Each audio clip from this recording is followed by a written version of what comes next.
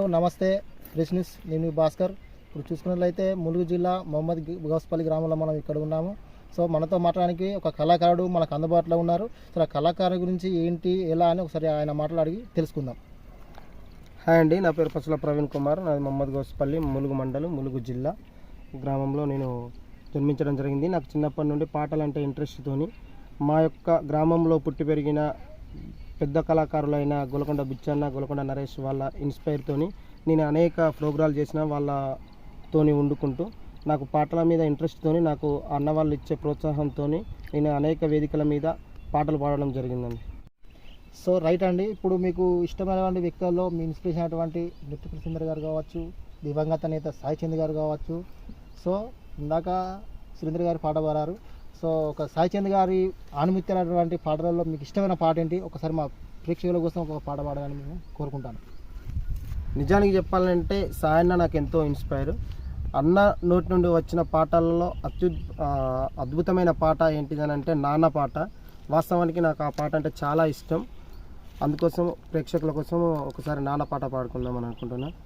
కుటుంబ భారమంత మోసుకత్తవు, బాధ్యత కుమారు పేరు వైతవు, కష్టమంతా కడుపులోనే దాసుకుంటావు, నీ కన్నీళ్ళు కంటి రెప్ప దాటనీయవు, మేము ఒక్క పూట పస్తులున్న చూడలేవయా, మేము ఒక్క పూట పస్తులున్న చూడలేవయా, నువ్వు ఎన్ని పస్తులున్నవో చెప్పలేమయా, నాన్న నాన్న నాన్న నీ మనసెంత మంచిదో నాన్న, నాన్న నాన్న నాన్న నీ ప్రేమెంత గొప్పదో నాన్న.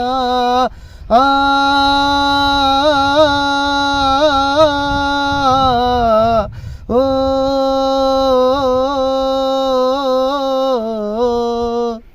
సో రైట్, మరి మీకు ఎప్పటి నుంచి వెళ్ళి కళారంగంలోకి రావాలి, ఇలా పాటలు పాడాలని మీకు ఎప్పటి నుంచి అంటే ఏ దశ నుంచి వెళ్ళి మీకు అనిపించింది?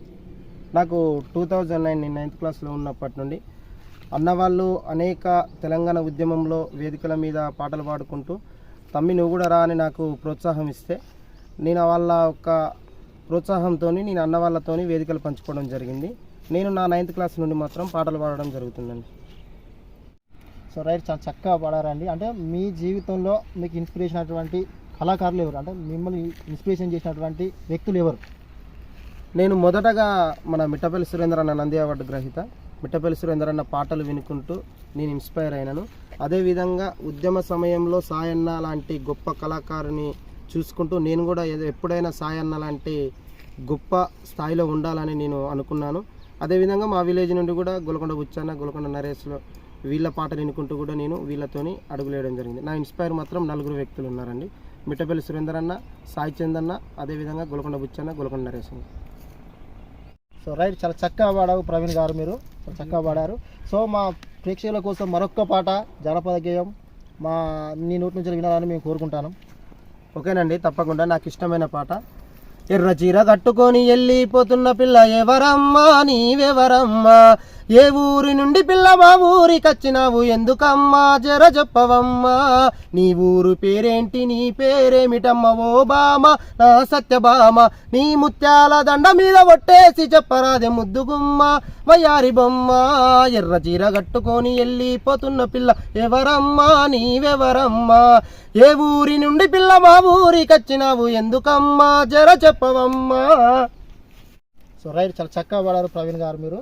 సో మీరు ఇంత మంచిగా పాడుతున్నారు కదా, మీకు ఇప్పటి వరకు ఎలాంటి అవకాశాలు కూడా రాలేదా? మీకు ఎలాంటి అవకాశాలు అయితే రాలేదండి. నాకు తెలిసిన స్టేజ్ ప్రోగ్రామ్స్ మాత్రం నేను చేసుకుంటూ ఎంతో కొంత ఆర్థికంగా డబ్బుల కోసం చూస్తున్నానండి. ఒకవేళ నాకు ఎవరన్నా చేయుతనిచ్చి ఎవరన్నా నాకు అవకాశాలు కల్పించితే ఒక యూట్యూబ్ ఛానల్ పెట్టుకొని ఏ అవకాశాన్నైనా నేను వినియోగించుకోవడానికి సిద్ధంగా ఉన్నానండి. సో రైట్, రాష్ట్రంలో కూడా ఇక్కడ దేశవ్యాప్తంగా కావచ్చు ఎక్కడ చూసినా కూడా ఆడపిల్లల మీద చాలా హత్యలు, చాలా దారుణమైనవి, 9 నెలల పాపను కావచ్చు, సంవత్సరం పాపను కావచ్చు, ఇలా చెప్పుకుంటూ పోతే చాలా చాలా వరకు కూడా ఆడపిల్లలకు అసలు సేఫ్టీ లేకుండా పోతుంది. సో వాటి మీద ఒక పాట మా కోసం. ఓకేనండి, తప్పకుండా. మిట్టపల్లి సురేంద్ర అన్న రాసిన యాసిడ్ దాడి మీద, స్వప్నిక ప్రాంతం మీద యాసిడ్ దాడి జరిగినప్పుడు రాసిన పాట ఒక కళాశాల మీద ఉంటుంది. ఆ పాట ప్రేక్షకుల కోసం పాడదాం అనుకుంటున్నా.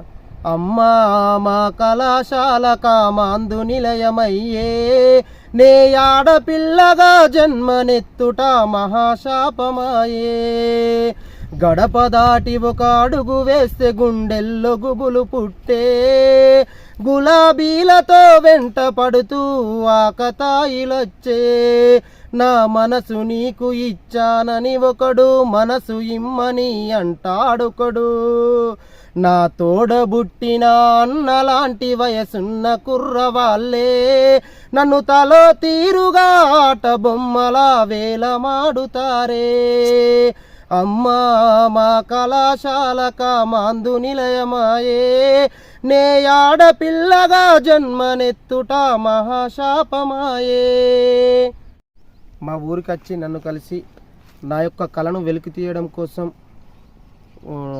నన్ను కలిసిన ప్రెస్ న్యూస్ యాజమాన్యానికి అదేవిధంగా ప్రెస్ న్యూస్కి ప్రత్యేక కృతజ్ఞతలు తెలియజేసుకుంటున్నాను.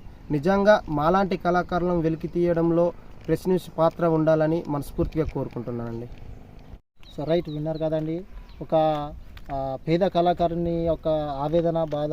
సో ఆయనకు ఏదైనా ఒక చిన్న అవకాశం ఇచ్చి తనకు ప్రతి ఒక్క చూసే ప్రేక్షకులు కావచ్చు, అలాగే చాలామంది కళాకారులు, పెద్ద పెద్ద కళాకారులు ఉన్నారు, చిన్న చిన్న కళాకారులు, వాళ్ళందరూ కూడా తన వంతు సహాయంగా కూడా మన ఒక ప్రవీణ్ గారు, పసుల ప్రవీణ్ గారికి తన వంతు సహాయంగా చిన్న అవకాశం కానీ పెద్ద అవకాశం కానీ ఆర్థికంగా కానీ ఏ సాయం చేయడానికి చేసినా కూడా తీసుకోవడానికి సిద్ధంగా ఉన్నారు. దయచేసి ఇలాంటి కళాకారులను కూడా కాపాడుకోవాల్సిన బాధ్యత ప్రతి ఒక్కరి మీద ఉంది. సో ఆయనకు కొంచెం ఆర్థిక సాయం కావచ్చు, అలాగే ఏదైనా అవకాశం ఇచ్చే విధంగా కూడా అందరూ చొరవ తీసుకోవాలని మనస్ఫూర్తిగా కోరుకుంటూ కెమెరా పర్సన్ రాజుతో భాస్కర్, ప్రెస్ న్యూస్.